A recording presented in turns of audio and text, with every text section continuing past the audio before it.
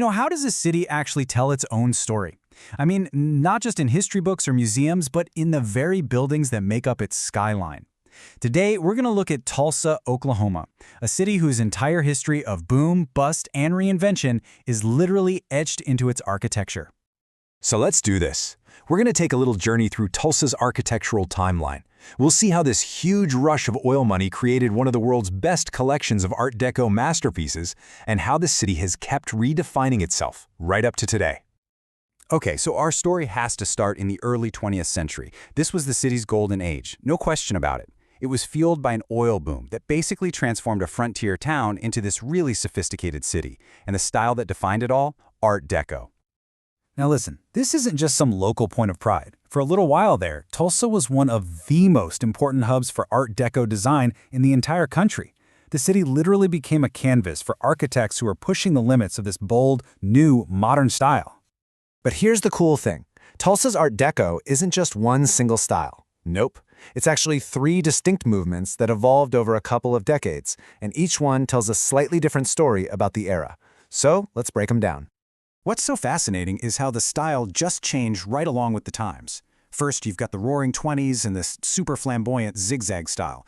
Then, as technology and culture started shifting in the '30s, Streamline took over.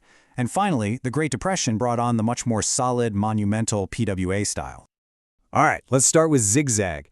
This was the style of pure, unadulterated optimism and ambition.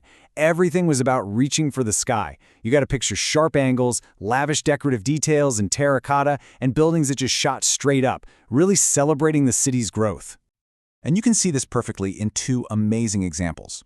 On one hand, you have the Boston Avenue United Methodist Church. It's a 15-story tower of faith, just a masterpiece of religious Art Deco. And then on the other, you have the Philcade, with a lobby so rich and golden it was basically a monument to making money. Now, as we roll into the 1930s, the whole mood changes. The inspiration isn't just about height anymore, it's about speed. The design of cars, trains, airplanes, aerodynamics starts to influence the buildings themselves. The style gets sleeker, smoother, with these long horizontal lines and soft curved edges. And the contrast here is just crystal clear. Where Zigzag was all vertical and sharp, Streamline went horizontal and curved. All that ornate detail of Zigzag gave way to this sleek, machine-age look of Streamline. It's really a visual shift from pure opulence to pure motion. Then, of course, the Great Depression hit, and architecture suddenly had a totally new job. The PWA, the Public Works Administration, started funding projects to get people back to work. The style that came out of this, which we call PWA Deco, was way less about private wealth and way more about civic pride. These buildings are massive, solid, and they were built to last. The examples really speak for themselves, don't they? We're talking schools, train stations, and civic buildings. These were structures designed to serve the public, to project this sense of stability and strength during a time when things were really uncertain. But while all these grand public buildings were rising up, a totally different architectural story was happening in the neighborhoods. Because the city isn't just its downtown towers, right? It's the places where people actually build their homes and live their lives. For a lot of people, the dream was a simple, sturdy, well-made house.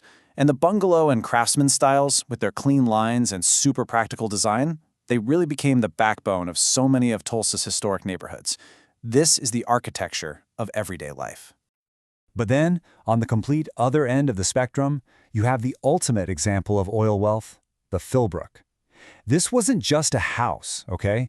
It was an actual Italian Renaissance villa built right in the middle of Oklahoma. I mean, what a statement of wealth and taste. And now, it's a world-class museum. And Tulsa's neighborhoods are really like a living catalog of early 20th century American styles. You can find these elegant, symmetrical colonial revival homes, inspired by early American history, right next to the low-slung horizontal shapes of the Prairie School, a style pioneered by guys like Frank Lloyd Wright to kind of mimic the flat landscapes of the Midwest. So after World War II, the whole country was looking toward the future, and Tulsa's architecture was absolutely no exception. A whole new wave of design, heavily influenced by the optimism of the space age, started to reshape the city. And you really can't miss these buildings. The campus of Oral Roberts University and the Cityplex Towers, right nearby, are these incredible examples of that mid-century vision. with their gold-tinted glass, that soaring prayer tower, and all the geometric spires. It's a bold, almost otherworldly statement about faith and the future. It honestly looks like something pulled straight out of a classic sci-fi novel. And that brings us closer to the present day. As the city kept growing and modernizing, that famous skyline began to transform all over again, moving away from its Art Deco roots and toward this new, more global look. 2. This number represents a massive shift for Tulsa's skyline. It's a ranking, a position that basically announced the arrival of an entirely new architectural philosophy for the whole city. And in 1976, that shift became a reality with the Boak Tower. When it was finished, it became the second tallest building in Oklahoma, but its height was only part of the story. It fully embraced that sleek, minimalist look of the international style, just unadorned glass and steel, which signaled Tulsa's ambition to stand right alongside cities like New York or Chicago. And that brings us to the most recent chapter in this story, the Gathering Place. It's so much more than just a park. It is a massive architectural statement. It blends these incredibly futuristic, almost organic-looking buildings with brilliant landscape design, creating a whole new kind of public space that's become a symbol for modern Tulsa. So let's just quickly recap the journey we've been on. We kicked things off with the explosive creativity of the Art Deco boom. Then we explored the really diverse fabric of the city's neighborhoods. We saw the forward-looking optimism of mid-century futurism, and finally, the city's modern reinvention. You know, from soaring Art Deco spires to these sprawling modern parks, Tulsa's architecture tells a pretty remarkable story of ambition, of community, and of change. And it leaves us all with a really fascinating question. If this is the story that's been written in stone and glass over the last 100 years, what story will Tulsa's buildings tell in the next one?